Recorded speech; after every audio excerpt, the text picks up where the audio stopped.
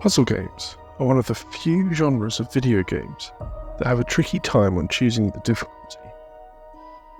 Most games will give the player the choice of difficulty, but puzzle games are chosen for you by the puzzle designer. Too easy, and the game will be boring. Or too hard, and the player won't feel enough progression happening and just give up. Infinite Inside scrapes by with a passing grade in my opinion, where the puzzles are just the right difficulty, but there are other aspects of the game that drag its score down. Let's get into it.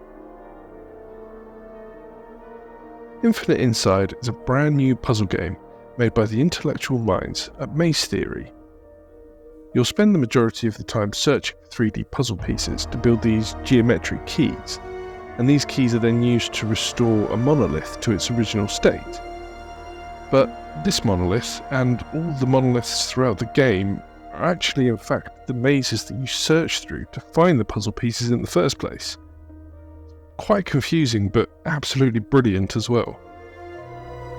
There's also a sort of storyline in this game that's told through these ghost-like visions that appear throughout, but I'll get more into that later. Released on the 12th of July, Infinite Inside is available on MetaQuest, PSVR, Steam VR, Pico, and it will also be coming to the Apple Vision Pro soon, which is probably going to be a fruitless venture. Sorry for the pun.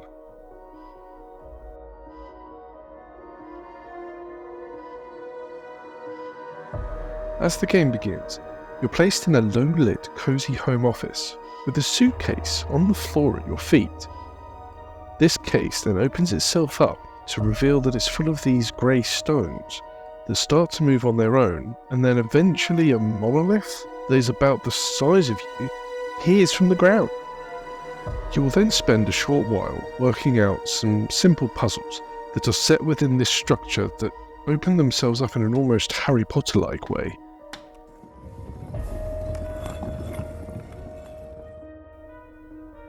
Inside these cavities, or in some cases drawers or like cupboards, you will find fragmented puzzle pieces that, when placed together in the correct orientation, will form a geometric shape that becomes your key. When you use the key in the designated spot, the next stage of the puzzle then opens up, and you start a new search for new fragments to make another key. The other mechanic in this game is all based around these small statues that, when interacted, teleport you inside the monolith, or back to the cozy office. When you're inside the monolith, you can teleport around and explore the labyrinth-like structure to find more pieces. And that's it. That's all the mechanics of the game. The only thing that changes is the difficulty of the puzzles, and the labyrinths inside the monoliths get more complicated to navigate. The main aim of the gameplay is to take your understanding of the 3D world and flip it on its head, turn it inside out, and then scramble it about a bit. For example, there's a point where you pull a 2-foot vertical drawer out of a 2-inch deep horizontal drawer. Completely impossible, but it's a very popular puzzle mechanic in these video games.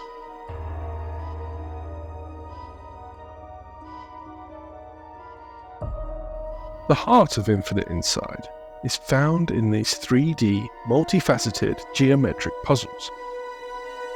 Starting as just a 2-piece puzzle that is obvious on how you connect them, and then finishing with puzzles that consist of about 8 pieces that create way more complicated shapes.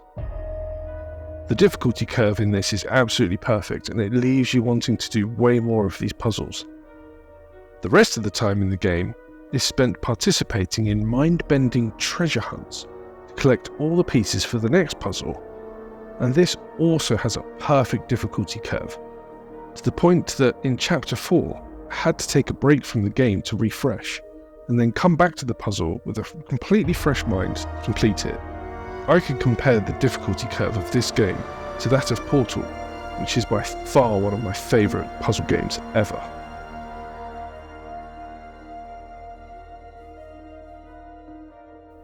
throughout the whole game, you will see many visions of the same man, either showing you tips and hints that help you progress through the game, or showing you how he interacted with this world when he was here, and thus telling his story.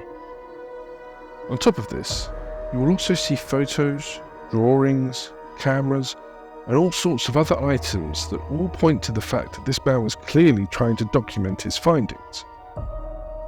This is a very subtle form of storytelling, clearly designed to give just enough information to help you slowly piece together what exactly is going on. And I think it suited the game and its overall mysterious style.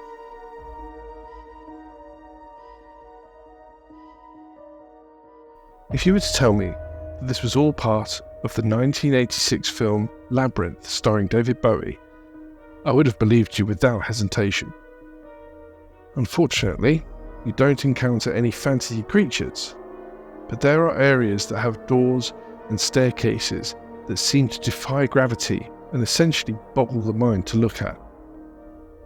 The contrast between this and the cozy home office you return to time gives you this great feeling that you are being transported to a new world or dimension. When it comes to the audio, the sound effect of the monoliths when they either appear or reshape, the sound of the puzzle pieces as they snap together, and the sound effect when you are being transported from one place to the next are absolutely fantastic and really add to the immersion of this game. To add to this, in the background there's this subtle soundtrack that's playing. It accompanies you as you traverse the mazes, and it's basically designed to keep you focused and calm and aid you in solving the sometimes frustrating puzzles.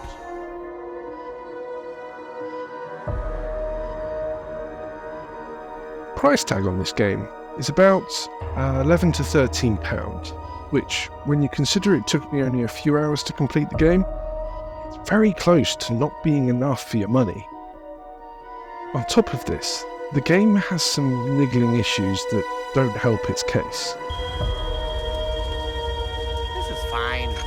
I'm okay with the events that are unfolding currently. Object interaction is mostly okay, but I personally had a lot of issues rotating the monoliths, and some issues opening up the drawers and cupboards. Then there is the fact that there are no comfort or accessibility options, which at this stage in the world of VR is a must to make sure your game appeals to a wider audience. Towards the end of the game, I was getting a bit tired of the same stone wall visuals and would have really appreciated some new scenery throughout. But all of these issues pale in comparison to my main two issues. One, a lack of variety in the 3D puzzles themselves. They were all geometric shape puzzles that had to be put together in a certain order to make a key. But they could have been flat puzzles with flat pieces, very much like a normal tabletop puzzle, or maybe pattern puzzles where you must create a pattern that could have been depicted on a wall. But instead it was the same idea, just slightly harder each time. Then my second issue was the silent storytelling. In some cases, it didn't make any sense, and when I came to the end of the game, I was left with more questions than answers. I loved this style of storytelling, but it was too vague in some cases.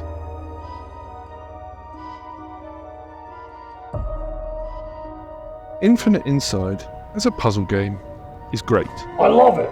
And had similar vibes to Portal 1. But its poor story left me struggling to stay invested in completing the puzzles. Once I finished it, I was left feeling relieved that it was the end, and confused as to who the man was more than any sense of accomplishment, which is really unfortunate. There were so many things that were great about this game, and you can tell that the team at Maze Theory really know how to make great puzzles. If they were to improve their storytelling and length of the game, then they could easily have a AAA title on their hands. I personally think they put too much focus on creating a game that would eventually work on all VR headsets, including the unpopular Apple Vision Pro, which is not well designed for playing games. So I've now decided that I want to start giving these games that I'm reviewing scores. Because, honestly, who doesn't love scores and ratings? So, for Infinite Inside, I give a 7 out of 10, and hope that Maze Theory's next game will have a better story. And there we have it for another review. Thank you so much for watching, everyone. I'm having so much fun making these videos and would love to hear your feedback below. Plus, because you made it to the end of this video, you must have enjoyed it, so it'd be amazing if you could spend the literal second it takes to click the like button and help my channel be seen by the overlord algorithm. If you want to see more reviews, and maybe watch my latest playthrough of Stranger Things VR, then please subscribe and click the notification bell so that you know when I upload next.